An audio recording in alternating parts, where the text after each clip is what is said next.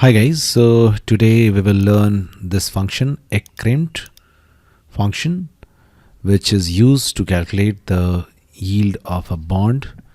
Okay, so in this there are various parameters. First one is issue, the issue date of the bond. Let's say we have this data, issue date of this bond. Settlement, when the bond is actually maturing. The rate, what is the interest rate. So normally it is given as a decimal value. So 6% will be calculated as 0.06 and will be inputted in this fashion. Par value, okay, the initial value of the bond. If nothing is given, it will automatically takes 1000 by default. Otherwise you can change this. And the basis, so the basis is 0 or 1. So for calculation purposes and for simplifying calculations, normally it is assumed that every month has 30 days and the total number of days in a year is 360. So in that case, the day count basis is taken as 0 to simplify the calculation. But if you want to actually calculate with actual number of days, then the basis will be 1 in that case.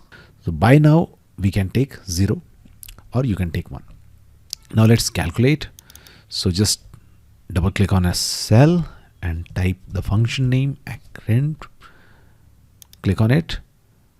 Now this comes up: issue, maturity, rate, redemption, and day count convention.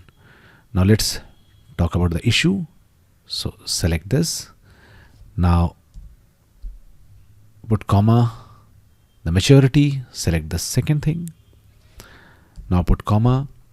Now here the rate, I've told you that it will be taken as 0.06.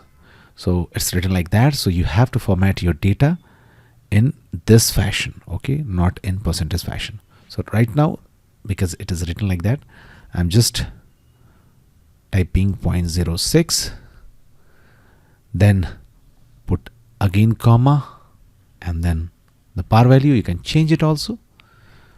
And then after that, this also will be written as 0 or 1, not in this fashion.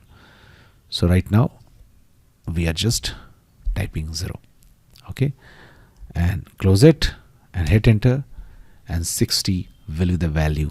So if 1000 is the par value, annual coupon rate is 6%, then $60 will be the value. So that's it guys. Please do like the video to support us, and thanks for watching the game.